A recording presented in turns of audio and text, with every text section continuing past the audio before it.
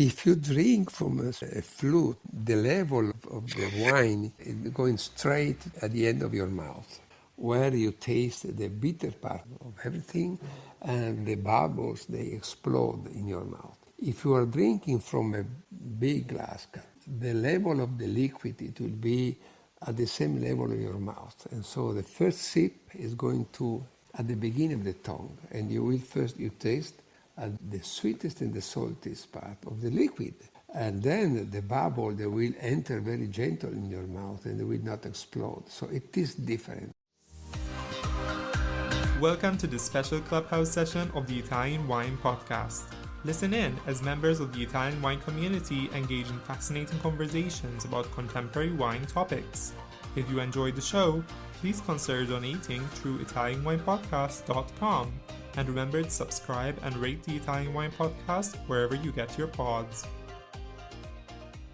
Hello and welcome to Clubhouse, the Ambassador's Corner. My name is Carla Ravagnolo and today I'm pleased to welcome Rebecca Seviers and her guest Primo Franco from the iconic Nino Franco winery. Welcome everybody. Hi. Hi, hello. So Rebecca, since you'll be today's host, would you like to share with our listeners a little bit about yourself and your background? So I have an Italian restaurant in Memphis, Tennessee called Bari Ristorante that I run with my husband.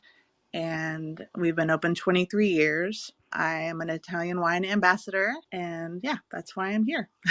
Nice. So actually, we have a very important guest today because we all love a good glass of refreshing, fun Prosecco. So my question for you is, how did you discover about Nino Franco and why did you decide to invite Primo Franco with us today? I love Nino Franco. I've been a huge fan of them, of the winery, ever since I'd opened my restaurant in 2002.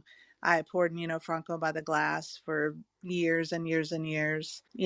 23 years ago, there weren't as many Proseccos available in the U.S. market. There was still plenty to choose from, but the Nino Franco Rustico was always my favorite. I used to say I loved it so much I threatened to get a tattoo of their logo, which I never did or haven't yet. But to me, it's just the best quality Prosecco that there is or was. And I believe it's gotten even better over time. I totally agree with you. There's definitely some great Proseccos out there, and Nino Franco is probably one of the most renowned also. So why did you decide to invite Primo Franco? Like, how did you meet him? Do you have any connections, relations? Yeah, really many reasons. So I do believe that Nino Franco is the quintessential Valdobbiadene Prosecco producer. They produce such high quality Proseccos, and Primo has devoted his entire lifetime to the winery and perfecting it, and even traveling himself around the world to promote his Prosecco. I'm a family restaurant too, so I like to support small families. I met his daughter Sylvia at Opera Wine in Verona in 2021, and I just instantly, I love your Prosecco, it's my favorite, and snapped a picture with her. And then I also, in October, my husband and I were traveling, and just kind of due to weather, we were going to go up into the Dolomites, but weather was not cooperating, so we decided to just go south. And when we were trying to figure out where to go, I instantly thought, oh, I want to see if we can stay at Nino Franco. So I did have the pleasure of staying at Villa Barberina, which is what I want to talk about today also. It's an 18th century villa that Primo and his wife own in the middle of their vineyards. It's just paradise. And I did get a chance to talk to him there. He stopped by just to talk with my husband and I. And they're just such a nice family, so sweet. And I just really want to share my love of Nino Franco with everybody else. Got it. You've touched on their villa, so my next question for you is, what are the learning objectives that we should expect from this interview? I want to shine a spotlight on Primo because of my adoration for what he has achieved in his lifetime. I want people to know about the book that he wrote. It's called The Prosecco Way of Life, and he wrote it to celebrate Nino Franco's 100th anniversary in 2019. I want everybody to know about Villa Barberina and that they bought this villa not to live in themselves, but to open up for others to come and stay and experience it. And by doing that, you can learn about the history and the town. Annalisa is the sweetest, most gracious host ever. She is amazing. And I cannot wait to go back and stay there again. But lastly, I want people to know about just how legendary Nino Franco is, and I want them to learn about the single vineyard Proseccos and why they're so special and why they're worth seeking out. It sounds amazing, and I can definitely feel the passion and the energy you have for this project, like a special connection. So I'm looking forward to hear your conversation with Primo. I'll not mute myself so you can start your conversation. Hello, Primo. Hello, um, Rebecca. How are you? I Good am great. morning. I am so happy to have you here. I'm really glad that you agreed to do this. My So I'm pleasure. just going to read a little biography for you to our listeners, and then I will get started on my questions. The winery was founded in 1919 by your grandfather, Antonio, who set out right from the start to make a quality product. With his son Nino, the winery grew, consolidated, and expanded, but it was Primo first with your father and then later alone who modernized the winery. And from the moment you entered the winery after earning your diploma at Corneliano Veneto School of Enology, you focused your work on precise quality model. At the beginning of the 90s, you were convinced that you needed to control the product right from the origins to obtain a good wine. Primo took over running a vineyard where he experimented with new planting techniques and the use of old clones. Meanwhile, he continued his close collaboration with local producers to develop his idea of promoting the grape. Primo today is helped by his wife Annalisa, who manages Villa Barberina, and by his daughter Sylvia, who supports in the management of the production, strategies, and sales. First off, I want to congratulate you because I opened my email today and I saw that the Noti Extra Brut Prosecco was included in the world's best sommelier selection for 2025. So congratulations. Thank you. Thank you very much. This That's was really a incredible. super. Well, it's always an honor to submit sample to this very important testing panel.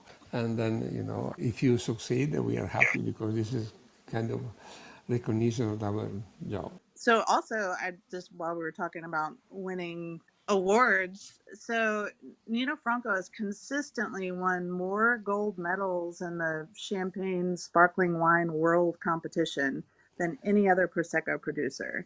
And these are up with champagnes. So that says a lot about your Prosecco and the quality of it. Let's say that I always been thinking quality of our wine, drinking the wine from all over the world to build up in my brain a kind of model of quality. That first of all, expect the wine by itself has a still white wine and then a still white wine with bubbles. So this is something that has been helping me to get the quality, to get the best from our simple grape, because at the end of the day, Prosecco is just a simple semi-aromatic grape. But if you know exactly what you can have from this grape, you will then succeed with the best thing that you can have from there. Right. My first question for you is you inherited the business in 1982, and then just 1 year later, you released the first ever vintage dated Prosecco with your signature on the bottle. Up until then, nobody had ever done that before. What made you decide to do that? And was it instantly popular, or did it take consumers a while to realize that it was not your average Prosecco and just how special it was? Well, Rebecca, let's say something first. My grandfather, Antonio, founded the winery in 1919, but the important thing is that he came back after being escaping from the First World War east. We were at the border between the Allied, the Italian, and the other European people that were fighting against Austrian. And because the Allied, they have been bombing Valdobbiadene to push back the Austrian in Austria, they almost destroyed the village. So when my father came back, he found everything destroyed, and he started again as a negociant. When we say negociant, means that they were buying wine and grape from where the wine and grape were available, because the effect of the war was that We lost a lot of people, and also the vineyard, they were almost a disaster. So he started again and doing everything that was necessary to keep up the business. And so we were doing, actually he were doing simple white wine and also a red wine from the south part of the Veneto area and also from the Verona one. And then it was the beginning of the 50s, they started to change, doing also some sparkling wine and of course some still white wine and blah, blah, blah. At the beginning it was something that there was everything. And then when I joined my father in being graduated at Conegliano, I said, Dad, we need to focus ourselves in one product. So through from the windows everything that was not Prosecco and becoming just specialist in Prosecco. Then my father passed away very quick. You know, he was very young and I was very young also in 1982. And in some way, I needed to send a message to the village that, well, guys, I'm here. They didn't know me because I was already traveling quite a lot around the world to sell my wine. And I was not going at the osteria, 6 o'clock in the afternoon, drinking wine with the colleagues. And everything was happened the 1st of September. The first Saturday of September 1983, there was some people for the business, at the winery for a lunch. There was business people, journalists, lovers, wine lovers. And it was 4 o'clock in the afternoon, and I was quite tired, and I wanted these people to go home. And so I asked to Giulio, the former enologist, the winemaker that was working with me at the time, Giulio, go on top of this tank, the cement tank, and bring a couple of bottles for my grandfather. And he came down with 2 bottles of Prosecco from my father, dated February 1956. So I said, okay, guys, now it will be the last bottle of the day, then you go home. And we opened this bottle, and we said 23 years old. And they were both outstanding. So it was a very good Prosecco with the dosage of the time. So Prosecco is born as a demi-sec, Being made with an aromatic grape, it needed to have some residual sugar. And in between all these people, there was some of the best palate of Italy, And one of them told me, Primo, why don't you start again from here? And in these days, Prosecco Primo Franco was born. So we decided to choose a part of a vineyard, a special place, and then to make the wine at that time as a frizzante with a higher residual sugar, vintaging the wine, but also signing the wine. So let's say a kind of a signature wine. And I reproduced the label for my grandfather. So I did not only a job to have a very great wine, but also reproducing the bottles, the labels for my grandfather. And it succeeded, It was the first, I would say, Prosecco sparkling wine go back to the former residual sugar, a little bit just off dry or sweeter than usual. And I've been lucky, and something new started. And the message to the village, my father's colleagues was, hey guys, I'm here, and this is my first wine with my signature. Very special. There's so much history. I know we're not going to have time to talk as much as I would like to, but what a great thing. So how many single vineyard Valdobbiadene Proseccos do you have today? We have 3. The Valdobbiadene Prosecco Superiore di OCG, Vigneto della Riva di San Floriano, and then we have the Grave di Stecca and the Nodi. These 3 single vineyards, they are inside the area of Valdobbiadene, the comune di Valdobbiadene, and between the first and the last one, there are almost, I would say, 1,000 meters by bird of distances. We first released, the first single vineyard was Vigneto della Riva di San Floriano in 2000. And actually, to tell you the truth, who asked me for first to make a single vineyard Prosecco was my former U.S. importer, Seth Allen from Vino in Chicago. And I believe that, Rebecca, you started working with us through them, because at that time I was still with them. You've been importing your Prosecco to the US since 1972. Yeah. So, yeah, that's a long time.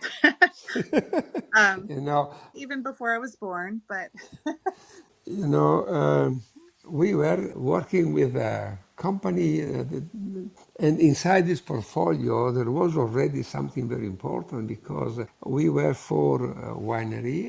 There was Nino Franco, Tomasi, Amarone producers, and then Carpineto, the Zaccheo family, and then another one. And this was quite, a big start. My first trip in US was in 1976, something like that. so are any of your single vineyard Proseccos available in the US?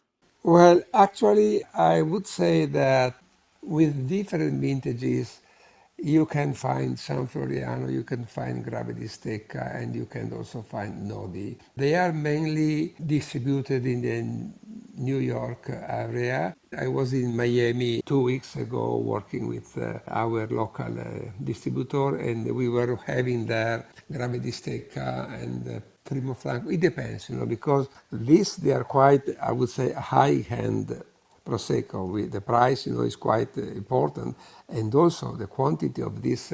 They are, I would say, very rare because all the three single vineyard, we at the end have more or less 35,000 bottles per year. Means 10,000 cases, actually 5,000 cases per six. So it's a very small production. Right. That was going to be my next question, was how much of it you produce. I know it certainly has to be a really small amount. That's why they're so special. It depends Yeah. from year to year. For example, in the last 2 years, San Floriano was very small. We came down from 12,000 bottles to 7,000 bottles, 23, and then 24, there will be maybe 10,000. Gravity Stecca is always a little bit more, it's around 10,000. And Nodi, it depends, When you work with this single vineyard, you only have what you get from the single vintage. So you never blend. You will drink the weather, the exposition, everything. It's pure expression of terroir, And of course, you don't intervene. And for this reason, the quantity that you can have is going to be different every year. Yes. And the Noti is going to be hard to get now that it just won or was, included in the world's best sommelier selection. So let's talk about the villa. In 2004, you and your wife purchased the 18th century Venetian villa that is in the middle of the Gravity Stecca vineyards. And it's got a stone wall surrounding the entire property. You say in your book that it's the most beautiful house in Valdobbiadene. Can you tell us more about the history of it and what it means to you and your family today? Well, Rebecca, you need to go back to the 90s because the estate include the villa, include the Casa Rossa where we live, but the most important thing is the vineyard, because let's say the estate was belonging from a silk entrepreneur. If I can open a parenthesis, I would say that in the past, the main business in Valdobbiadene wasn't Prosecco, but it was silk factories. In fact, there was 3 silk factory in Valdobbiadene. And then when the nylon came from the States, after the Second World War, everything changed, and the silk business went a little bit down, and the Prosecco job and business went up. In any case, this family, they were owning this factory and also this estate. And in 1991, the Count asked me, Primo, can you please have a look to the vineyard that is surrounding the villa? Because of blah, blah, blah. And I came into this beautiful vineyard. Let's say that the Count and me, we were friends, but I never been going around to the vineyard. I was always going to the villa to have dinner or something with him. And at the end, I asked, why don't you rent me the estate? The vineyard was plenty of old clones, old biotypes of Glera, and I was amazed about that. So, to be short, we rented first the vineyard, and then in 1992, we bought the Casa Rossa, and we came living at the Casa Rossa that, if you remember, is on the corner of the estates. And then in 2004, the Countess said, oh, I don't want to run this estate anymore. And we bought the entire estate. But the most important thing is what I did in 93 after I've been working with this very important vine pepinierist. It's a nursery in France. And together with Monsieur Guillaume, we have been selecting with Annalisa. First, we did a master selection from the old biotype and from the old vine. And then we replanted part of the vineyard Gravity Steca. And this was the most important thing. And then, in 2004, we bought the villa.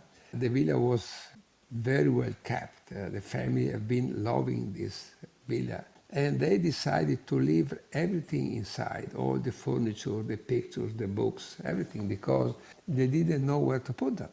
So together with Annalisa, we decided to keep the aim of the villa, restoring the villa without understanding that we are restoring. I don't understand. I don't know if you understand what I mean, We did what we called a philological restore.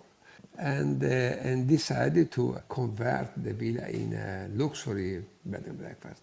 And we succeed. So we opened the villa in 2008. The only thing that, it's a problem. We don't have the TV on the rooms. We don't have the frigo bar. We don't have air conditioner because in some way we think that the people come to the villa, they don't need to have the TV on the room. And last but not least, we are under protection of a national trust in Italy, and so we can't put inside the air conditioner and something. But people that come, they're living in the countryside. You have been there, how beautiful it is, even if you don't have the air conditioner. Yes. No, it's just paradise. It is amazing. And I don't need a TV. The property is so beautiful from the second you pull into the driveway and drive up, and it's lined with trees, and there's this beautiful gardens everywhere. And we walked around the gardens and we looked at the vineyards, and you can see the little Casa Rosa on the side, and you can see the town. It's just the most beautiful place. We were there in October, so it definitely wasn't swimming weather, but you have this beautiful pool right there in the vineyards. I guess in the summertime when the weather's nicer, you can sit outside and have breakfast. It's just so beautiful. And yes, it's like being in a museum on the inside because everything is still there. And we got to sit in front of your fireplace and had some Prosecco, and just looking around at all of the original belongings is just it's a pretty incredible experience to have.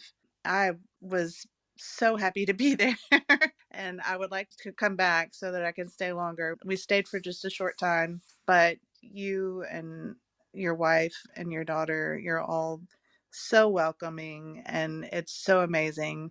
And so I really want listeners to know that you can go stay there too, and you can experience a little bit of paradise, and you can try some of the amazing Proseccos also. Thank you, Rebecca. You're welcome. I didn't get to go to your winery, but how close by is it to the villa? Well, walking distance, I would say kind of 1,000 meters, so a little bit less than half a mile. And by car it's 2 minutes. So the villa is just outside the main square of the village, and the winery is in Via Garibaldi, which is the historic via for all the old family in the wine business. You will find in this street all the oldest producer in the village, of the wine. So it's not so far from Yes, there. it seems like it is definitely a small town. And when we were driving to leave, sadly, because we only had one day, you could see all of the wineries, and I'm just listing off the names. So I definitely want to make a trip and stay a little bit longer next time. So let's talk about this book. In 2019, you wrote a book called The Prosecco Way of Life, and it was to celebrate Nino Franco's 100th anniversary. It is available online and you can download it as an ebook. For me, it was an easy read, but very informative. I really enjoyed learning about your life and I recommend it to everybody listening. When did you get the idea to write the book? Was it something that you had in your mind for years or something that you wanted to do once you got to the 100th anniversary? Well, of course, the book was in my head, it was in my brain, without being a book, because it's my life. And let's say that when we decided to make the celebration of the 100th anniversary of the family in the wine business, the company that was taking care about all the events and the PR and so on, they say, why don't you write a book about your life? And it was quite easy because, everything is inside myself. And so step by step, I've been saying what I did, events, what I did in your country, because, your country was, I would say, the most important place to make the brand apart from Italy. And at that time, the 80s were kind of a revolution in the wine business, in the restaurant business. So we were both winemakers and restaurants. We were doing things together and we changed everything. And at the end, it was quite easy to put down all my experience in this book, and say that young producer nowadays, young people in the wine business, they can't actually understand what happens in this 10, 15 years that went from the end of the 70s till the middle of the 90s. Just to reiterate, someone is asking, the name of the book is called The Prosecco Way of Life by Primo Franco. And you can find it on Amazon or wherever, it is available online. There's some really great information in there. And I know we don't have enough time, but I had too many questions, so I had to narrow it down after reading your book. So in your book, you did write that you were the president of the Consorzio del Prosecco in 1992. And you and some of the other producers worked directly with Riedel to develop a Prosecco glass, because up until then, there wasn't a Prosecco glass. So my question is, should we be drinking Prosecco in a white wine glass instead of a champagne flute if we don't have access to a Prosecco glass? Rebecca, this is one of my things. So I've been hating, the small flute that we were using in the village, the winery, to drink and taste Prosecco. And I started using the Chardonnay Ride glasses from the Serie Vinum, I would say long before that decided then to go to Riedel. Because I believe that, drinking sparkling wine from the flute, well, if you are just drinking, you don't understand what is going on, actually, because when you drink sparkling wine, you usually are celebrating something. The most important thing are the eyes of the people in front of you. And if they give you a glass of champagne or Prosecco or something like that, you will just drink without tasting, You have to be just nice. Right. But if you are seated at the table and you will have the sommelier pouring the wine, or you are doing by yourself, now it's not easy to explain without seeing, but if you drink from a flute, the level of the wine is going straight at the end of your mouth, where you taste the bitter part of everything, and the bubbles, they explode in your mouth. If you are drinking from a big glass, could be a white wine glass, but also a red wine glass. So anyway, a round glass, not like a flute. The level of the liquid, it will be at the same level of your mouth. And so the first sip is going to go into your mouth at the beginning of the tongue. And you will you taste the sweetest and the saltiest part of the liquid. And then the bubble, they will enter very gentle in your mouth and they will not explode. So it is different. So it's not only a question of it. There are many things to say about that. Anyway, because of that, I asked to a couple of my colleagues, why don't we go finding Georg Riedel At that time, I went in touch to Georg through Angelo Gaia, who is the man that is still nowadays selling Riedel glasses to the professional in Italy. And when we arrived there, Georg, he prepared for us 12 different glasses. And we have our wine with us. And he said, you taste your wines in these glasses. And then you will choose which one you think is better. And we did. And at the end, we chose a glass. And not by chance, we were three, we chose the same one. So after that, he gave us 12 series of 6 glasses, different glasses, included the one that we chose. And he said, now you bring these glasses at home and you will give the chance to all the producers of Prosecco that they want to taste the wine in these 6 glasses. And you will understand if they agree with you. And we did. And at the end, they choose the same glass that we chose. And then there was the Prosecco glass in the Riedel catalog. I did want to mention also a little bullet point. I love your website. It's so informative, and I love that it has a timeline, because 100 years is a long time, and there's a lot of accomplishments, and I just really love that timeline on your website. So good job. But also another thing I saw on your website. So recently I read that in August of last year, Nino Franco winery officially became a benefit company. Can you explain to our listeners what that is and why it is important to you? We are in the path to become B Corp, let's say that looking around what is going on with the weather, with the climate change, blah, blah, blah, but not also, it's the meaning of sustainability. It means, when you are deciding to do in this way, you will not only take care about the climate change, but also all the things that are very important nowadays. So to take care about people that work with you, to take care about the village where you live, to take care about everything. So I would say that being B Corp means to change our way to work and to deal with the others.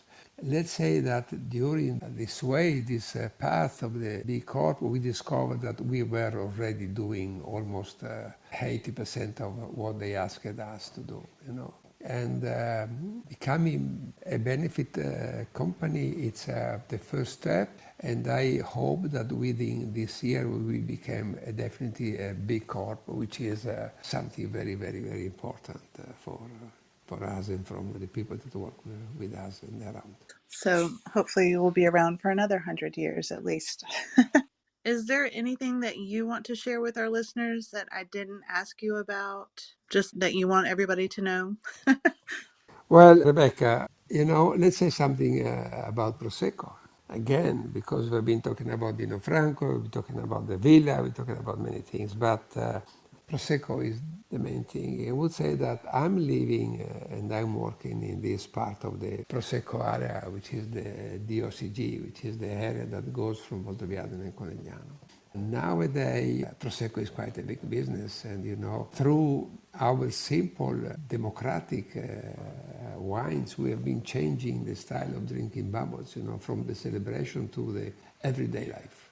Let's say, I would say to the listener, to the people that is listening us today, follow Rebecca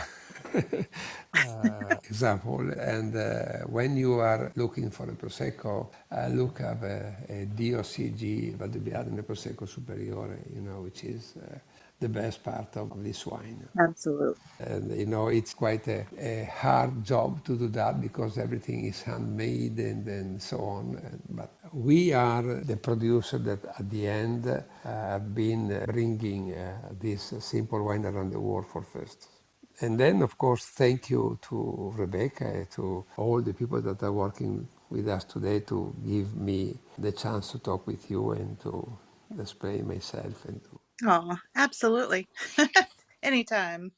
Yes, Prosecco is huge, and most people just think Prosecco is Prosecco. So when I explain that there's a pyramid for the quality of Prosecco and Prosecco DOCs, at the bottom and it's larger. Anyway, I'm doing my best to promote Nino Franco. We're actually selling it by the glass currently. People love it.